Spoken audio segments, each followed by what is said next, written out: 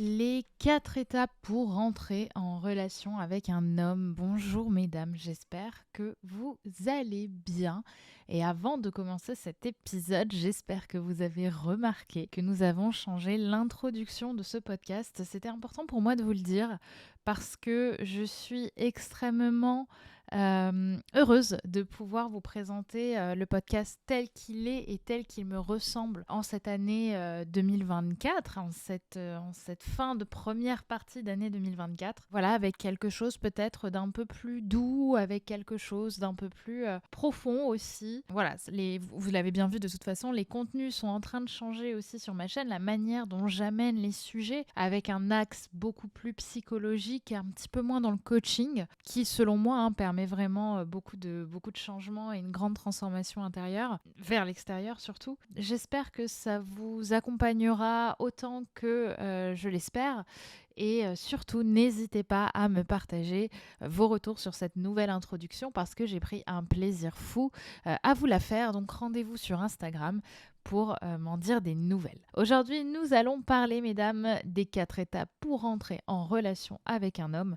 Sujet que j'avais hâte de vous partager, sujet que j'ai beaucoup mis en avant dans la formation Madame Amour et que j'ai vachement étudié en fait à cet axe-là, enfin en tout cas dans cette dynamique-là, puisque très souvent, quand j'ai des clientes, l'axe qui revient principalement dans leur difficulté à avoir des relations amoureuses épanouies, c'est la vitesse. Quand je parle avec elles et qu'elles me disent « mais ce mec m'a ghosté, cet homme a disparu du jour au lendemain » ou « ce mec m'a dit que malgré toutes mes belles qualités, finalement, il ne voudrait pas s'engager avec moi », très souvent, c'est parce que dès le départ, ça s'est fait très rapidement. La relation a été vite. Mais vite, trop vite. C'est-à-dire que dans la première semaine, les semaines peut-être qui ont suivi, souvent ça se joue sur les 10, 15 maximum premiers jours, il y a énormément d'étapes qui ont été franchies avec une intensité qui montait et qui a fini par redescendre d'un coup. Et c'est souvent à partir de là que la relation, du jour au lendemain, s'est effritée et a disparu dans la foulée. Et souvent, ça met les femmes dans des... Enfin, surtout la personne qui se sent victime de la situation, il se trouve que dans mon cas, c'est souvent des femmes que j'accompagne, ça la met dans un cas extrêmement déstabilisant. Parce qu'elle se dit, je ne comprends pas pourquoi je répète ce schéma, pourquoi les hommes ont envie au départ et puis après n'en ont plus envie. Et même si ce sujet pourrait être sujet de réflexion pendant des heures et des heures, je vais essayer de vous parler de l'essentiel, d'un point qui, à mes yeux, explique dans beaucoup de cas pourquoi est-ce que vos relations n'aboutissent pas. Et cette raison, c'est justement que ces étapes pour entrer en relation avec un homme ne sont pas respectées, ne sont pas amenées de la meilleure des manières. Puisque on parle souvent, et je pense que c'est important de commencer par ça, on parle souvent de relations avec un homme au bout d'une semaine ou deux, parfois même de quelques jours. Et là est l'enjeu souvent déstabilisant. L'enjeu déstabilisant est problématique puisque entrer en relation ne se fait pas en 2 jours, entrer en relation ne se fait pas en 1 semaine. Entrer en relation se fait dans des mois et des mois et des mois de contact avec l'autre. Donc la première étape que j'aimerais vous partager, la première question que j'ai envie de vous partager, ce serait qu'est-ce qu'une relation pour moi ? Déjà, avant d'entrer même dans le cœur du sujet, qu'est-ce qu'une relation pour moi ? Qu'est-ce que j'appelle être en relation avec quelqu'un ? Certains vont peut-être répondre, c'est être en couple, c'est être en exclusivité. Ok, être en couple, qu'est-ce que ça veut dire ? C'est quoi être en couple pour toi ? Tu vois, si c'est l'exclusivité, d'accord, mais cette exclusivité, est-ce qu'il faudrait la donner à n'importe qui ? Est-ce que l'exclusivité, elle ne vient pas justement avec le temps quand on a validé que l'autre nous épanouissait d'une certaine manière ? Parce que pour moi, l'exclusivité ne doit pas être un élément justement de verrouillage, mais plus un élément de liberté. C'est étonnant dit comme ça, mais dans le fond, c'est un élément qui ne vise pas à être utilisé dans la peur, c'est-à-dire de verrouiller l'autre, mais dans l'amour qui est « je me sens encore plus libre dans ma vie quand je suis en couple ». Voyez, donc il y a quelque chose d'assez beau. Mais ce sera peut-être le sujet d'un autre podcast. Commençons, parce que là, j'ai déjà beaucoup tergiversé. Et donc aujourd'hui, je vais vous présenter ces 4 étapes que j'ai définies moi-même lors de mes précédentes études, notamment les études que j'ai faites sur Madame Amour, parce que j'estime qu'avant de rentrer réellement en relation telle que je vais vous le définir, avec un homme, il y a des étapes, il y a des points, et ce sont ces points-là que l'on va voir aujourd'hui. La première étape que j'ai définie et que je vois évidemment dans énormément de débuts de relation, en tout cas de débuts de discussion avec un homme, c'est la fameuse séduction. La séduction, c'est la première étape, oui, on va dire de rapprochement avec un homme qui nous attire et qu'on attire. Je veux dire par là que la séduction, c'est le moment où on entre en scène et où l'autre rentre en scène et où on cherche à se séduire parce qu'on cherche tout simplement instinctivement à se reproduire. Et ça, vous voyez, c'est le moment où chacun essaie un petit peu d'être dans sa meilleure version de lui-même, c'est-à-dire charismatique, séduisant, drôle, où chacun s'adapte un petit peu à l'autre. En fait, c'est les premiers moments de la relation. C'est ce moment où on est dans une dynamique de masque, c'est-à-dire que l'un et l'autre, on se séduit. Mais il ne faut pas oublier que lorsque l'on se séduit, lorsqu'on séduit quelqu'un, on n'est pas vraiment soi-même. On est dans un axe de soi qui est beaucoup plus superficiel que la rencontre profonde avec un grand R. Vous voyez, la séduction, c'est ce moment super séduisant où vraiment dans l'idée on cherche à se plaire, on cherche à se séduire, on cherche à se reproduire. Donc il est presque inconsciemment en fait écrit qu'on ne va pas chercher à faire apparaître nos failles, puisque n'importe quelle faille qui serait montrée ou remarquée, dans le mauvais sens du terme, serait un barrage, serait un frein à la reproduction. Donc, dans l'idée, la séduction vise à être idéale. Et comprenez-le bien, le problème n'est pas de séduire dans l'idée. Bien sûr, moi je trouve ça très agréable d'être aussi dans cette dynamique de séduction. L'enjeu, c'est de comprendre que ce n'est pas l'autre, ce n'est pas qui il est constamment. Vous voyez, quand on voit quelqu'un et qu'on commence à être tout feu tout flamme à l'intérieur de soi en se disant qu'on va faire 1000 choses avec lui ou avec elle, en fait là, l'enjeu devient problématique parce que on fait d'un état extrêmement rapide et imprécis quelque chose qui va durer dans le temps, en tout cas on croit qu'il va durer dans le temps. Parce que très souvent, c'est de cette première étape de la séduction qu'on va projeter derrière l'homme de nos rêves et l'homme avec lequel on veut continuer sa vie et commencer une relation de couple au bout de quelques jours ou quelques semaines. Sauf que on n'est pas vraiment soi-même quand on se séduit. Il n'y a pas de dimension véritable de réel. On est dans un espèce d'imaginaire un peu quantique dans lequel chacun vise, encore une fois, à se faire la cour. Donc, attention à rester prudente dans l'étape de la séduction. Il ne faut pas chercher à l'enlever parce que je pense qu'elle est nécessaire, elle est agréable aussi.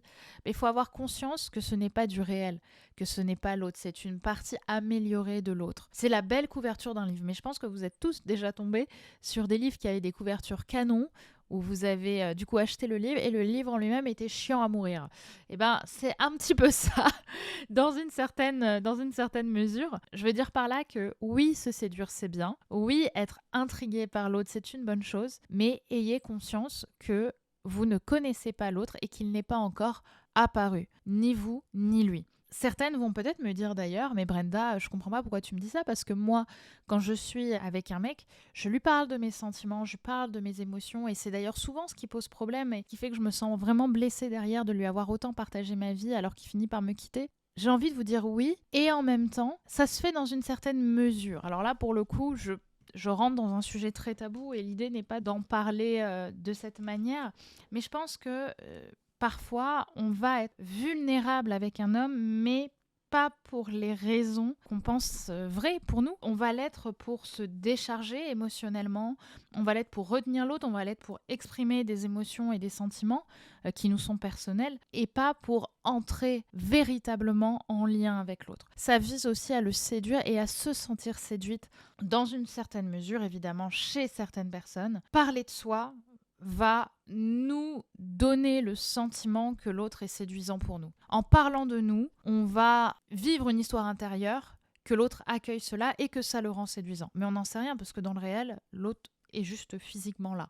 Mais on ne sait pas ce qu'il vit à l'intérieur de lui.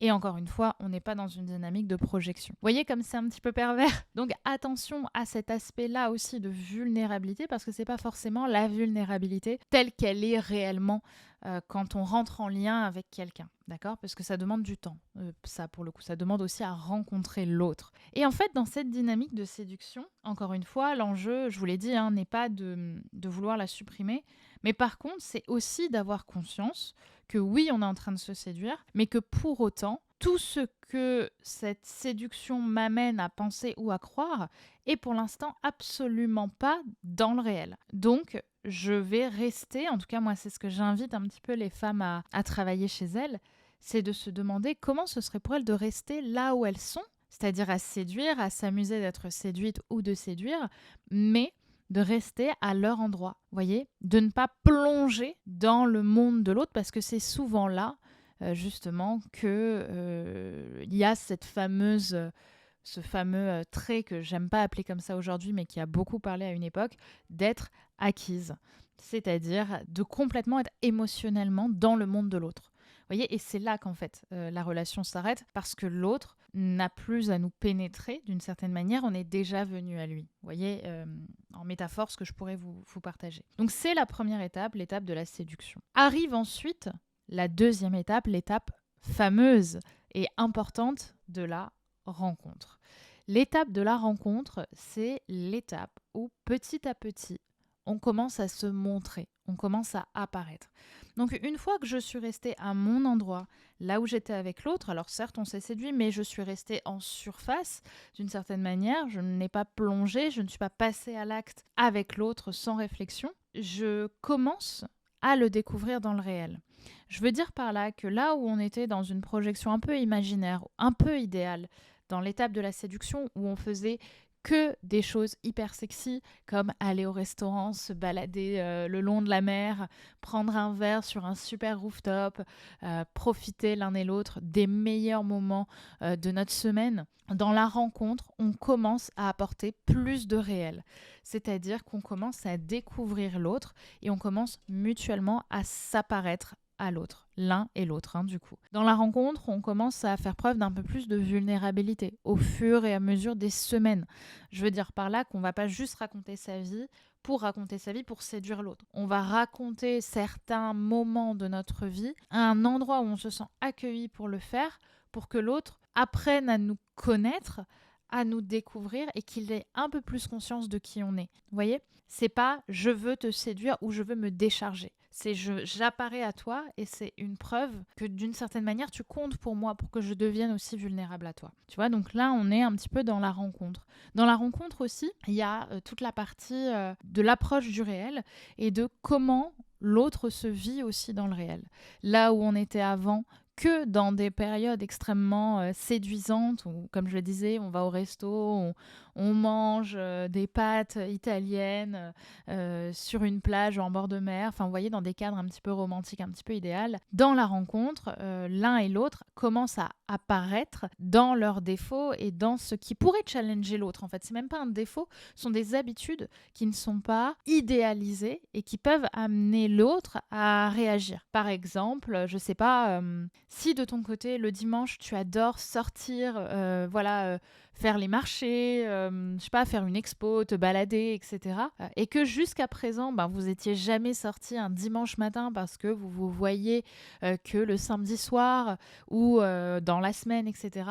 Et le dimanche matin, tu découvres qu'en fait, lui, il préfère rester chez lui, se commander une pizza et rien faire de sa journée. Ou inversement, totalement, ça peut tout à fait être l'inverse aussi. Et qu'est-ce qu'on fait dans ces moments-là, mes amis ? Eh bien, c'est là où l'enjeu commence à se poser de qu'est-ce que je fais ? Est-ce que j'accepte ça ou est-ce que c'est pas acceptable pour moi d'être avec quelqu'un qui ne respecte pas le fait, qui ne valide pas le fait qu'on sorte le dimanche. Je vous parle de ça, mais ça peut être n'importe quoi d'autre dans les faits. Ça peut être n'importe quoi. Donc c'est aussi à vous de réfléchir là-dessus et de vous demander ce que vous acceptez aussi dans le réel à ce moment-là. Vous voyez, l'autre commence à se montrer dans des côtés moins séduisants. Pareil, peut-être qu'en fait, au fur et à mesure du temps, là où au début vous étiez hyper texto, d'un coup il va l'être moins. Ça veut pas dire, encore une fois, qu'il ne veut plus être avec vous, qu'il ne veut plus passer de temps avec vous. Simplement, plutôt que son réel reprend un peu le dessus, on est moins dans la phase de séduction, et donc on va se montrer un petit peu plus réaliste, et donc on va être moins sur son téléphone à vouloir se séduire constamment. Donc ça, c'est la période de la rencontre. On va commencer à parler de soi, on va commencer à se montrer, et donc l'un et l'autre, on réalise les enjeux que porte la personne à nos côtés, et donc si je vais plus loin aussi, Comment est-ce qu'elle nous fait réagir nous? Comment ces différences avec moi m'amènent à être? Voyez, comment est-ce que ces défauts, ces qualités, ces comportements m'agissent en fait, me déclenchent, si je pourrais dire les termes comme ça. Et donc, est-ce que j'accepte ou est-ce que j'accepte pas? Et c'est là où toutes les réactions aussi du travail thérapeutique que l'on fait nous amènent à mieux comprendre si c'est quelque chose de rédhibitoire, si c'est quelque chose qu'on peut accepter, si c'est quelque chose qu'on va se convaincre qu'on peut pas accepter parce qu'on a peur de la relation. Enfin, il y a plein de choses. Ok, mais là, c'est une découverte. Et de cette découverte s'enclenche la suite, l'acclimatation, la troisième étape. L'acclimatation, c'est ce moment qui est le plus long des 4 étapes dans l'idée, même si la 4e étape est la plus longue en soi, vous allez comprendre où je veux en venir. L'acclimatation, c'est comment est-ce que je m'acclimate à l'autre dans le temps. Maintenant que j'ai rencontré l'autre, que j'ai découvert comment il était aussi dans le réel, que je vois ses bonnes habitudes, ses mauvaises habitudes, arrive le temps de la réflexion intérieure. Est-ce que je me sens bien à ses côtés? Est-ce que je suis prête à accepter les endroits où il me déclenche, les endroits où on n'est pas d'accord? À l'inverse, est-ce que lui aussi est prêt à accepter les endroits où je le déclenche, où il n'est pas d'accord? Est-ce qu'on arrive à s'acclimater l'un à l'autre? Est-ce qu'on arrive à co-vivre et à continuer à être attiré par l'autre? Vous voyez, au sens large du terme. Est-ce qu'on continue d'avoir de la séduction entre nous? Parce qu'évidemment, je ne l'ai pas précisé, mais il peut tout à fait y avoir des périodes de séduction dans la rencontre, dans l'acclimatation. Évidemment, c'est juste que ce sont des périodes qui sont moins étirées dans le temps. Vous voyez, c'est des moments, c'est des instants où on va chercher à séduire l'autre, plus qu'à lui donner une identité de séducteur, quoi, de séductrice, pardon. Donc, dans le temps de l'acclimatation, dans la 3e étape, en fait, c'est un petit peu le moment où on se dit est-ce que j'y vais, est-ce que j'y vais pas? Est-ce que le jeu en vaut la chandelle? Est-ce que je me sens bien à ses côtés? Par exemple, c'est aussi assez évident dans le cas de relations à distance. Là où au début, on s'amusait d'une relation à distance en se disant on n'a que les bons moments ensemble, dans la 3e étape, on se rend compte aussi du réel d'une relation à distance et du fait que l'autre est loin de nous. Est-ce qu'on est prêt à l'accepter ou pas? Est-ce que l'un et l'autre, on fait des efforts pour que ça marche? Est-ce que l'un et l'autre, on continue à évoluer dans le bon sens du terme? Etc. Vous voyez, dans l'acclimatation, on choisit. Je m'acclimate ou je m'acclimate pas. Ça marche ou ça marche pas. Et de là, du coup, une fois aussi ce temps d'acclimatation passé, et donc ce temps de lien aussi avec l'autre, qui devient de plus en plus solide puisque on se voit, on se revoit, on se revoit, on se revoit et donc on construit une relation au fur et à mesure. À un moment, cette relation est là. Là, on arrive à l'étape 4, l'étape fameuse justement de la relation. La relation, avec un grand R, c'est le lien à l'autre. C'est quand enfin je me sens en relation avec l'autre, c'est-à-dire que je me sens pouvoir être sans insécurité constante au contact de l'autre. C'est quand j'ai signé, j'ai accepté l'autre tel qu'il est. Alors évidemment, il peut continuer à me challenger sur des cas, l'un ou l'autre, mais je sais que je veux continuer avec cette personne et surtout, je comprends que l'autre n'est pas moi, que l'autre n'est pas une projection de moi, de ce que moi je vis à travers moi. Je comprends ce qui lui fait plaisir à lui. Je comprends que dans cette relation, ce ne sera pas constamment parfait, idéal comme je veux. Il y a des moments et des choses sur lesquelles on ne va pas s'entendre.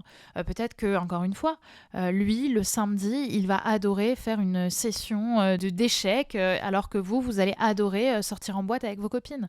Ok, est-ce qu'on est prêt l'un et l'autre à accepter que l'autre ne nous accompagne pas constamment ou à l'inverse, à aller dans le monde de l'autre? Vous voyez, c'est comment est-ce que j'accepte l'autre dans tout ce qu'il est et aussi dans ce qu'il me déclenche. Voyez, on n'est pas dans le monde idéal des bisounours où d'un coup on a résolu tous nos problèmes et waouh, ça y est, on est ensemble, c'est trop beau, il n'y a plus de problème et on arrive à tout régler d'un claquement de doigts. Non, dans la relation, on continue d'être déclenché par l'autre sur des moments, mais on arrive à le gérer. Avec l'autre, on arrive à se comprendre, on arrive à constamment, oui, d'une certaine manière quand même, à constamment voir aussi comment l'autre vit les choses. En tout cas, on le voit mieux, même si c'est pas, c'est là-dessus que j'aurais dû appuyer, même si c'est pas toujours le cas, bien sûr. Vous voyez, ça prend aussi un petit peu de temps.